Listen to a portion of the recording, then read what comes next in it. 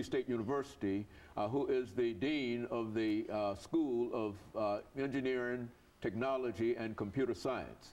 And of course, Dr. Hargroves, let me have you to pick up some of the things that we were talking about earlier, and to talk about the program that you have dealing with minorities, minorities in science, mathematics, technology, and engineering. Right. Let's talk about that. Sure. Well, in order for the country finally recognized that in order to move the country forward economically, the primary factor is going to be technology and how do we commercialize technology. But to do that, we also have a good educational system that's based on that as well. And so what is happening now, there is a push, and it's very favorable right now. This push called the STEM Education Initiative: Science, Technology, Engineering, and Mathematics. And so this was primarily kicked off, even though there's surely an economic need, but kicked off by actually the President Obama.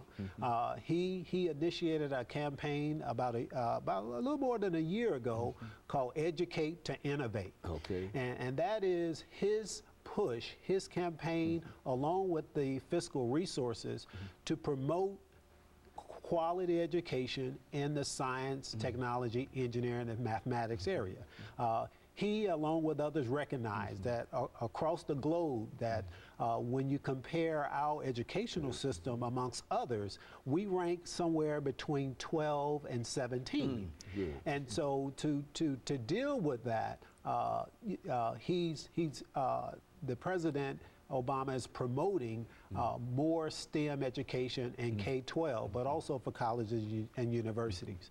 Now, the good thing is, here in the state of Tennessee, we've also adopted that campaign as well. And a lot of credit goes to the governor and his push and support also for that campaign. The governor initiated what is called the STEM Innovation Network. That is an alliance of a number of professionals, as well as congressmen, businessmen, and educators, to promote STEM education throughout the state. One of the challenges is that only about 23% of the college student population major in a STEM area. But unfortunately, only about 40% of them actually graduate.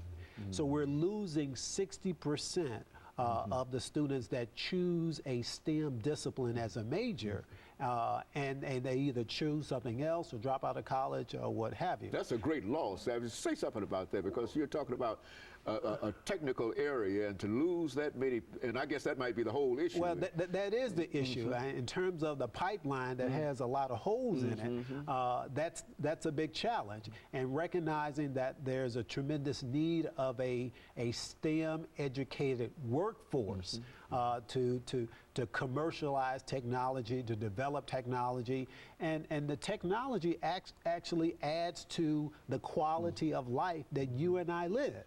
And that's why the United States is now, the leading economic power that it is now. However, China is growing fast. It is now #2 in terms of world economic power. And some suggest that within the next 20 years, it could possibly be the world's #1 economic power. And so, when the STEM Innovation Network, that is a Tennessee response to address K-12 and the need for more students to be more prepared, as well as to do better in K-12 and hopefully pursue a science, technology, or engineering or mathematics degree when they graduate. And then the last thing is, as you well know, the state of Tennessee was successful in its application for the Race to the Top award. Well, a large portion of that is to support the STEM education effort for the state of Tennessee. And that's very positive. And the state of Tennessee recognizes that there's a tremendous need for its workforce to be highly educated, to produce graduates in that field, to be entrepreneurs, to work for major corporations that are here in this wonderful state. And so those type of resources from the race to the top will also be funneled into K-12 and to some degree maybe some higher education institutions as well. And so what we're saying here is that for the longest, one of the reasons at many institutions, whether they be higher education institutions or secondary education institutions, has been resources. And now you're saying that a lot of the resources that are needed are being put into these areas now. Is that what we're saying? Yeah, I think so. You know, the U.S. for a long time recognized that it's been a leader of technical supremacy, but now we're being challenged by the other countries, and I think that's good. You know, the book "The World is Flat" and several other publications that a lot of other countries are developing in terms of their own quality of life. That's a good thing, but at the same time, the U.S. must also respond and continue to improve and to make new products and to sell those products and have and such that its GDP continues to grow as well.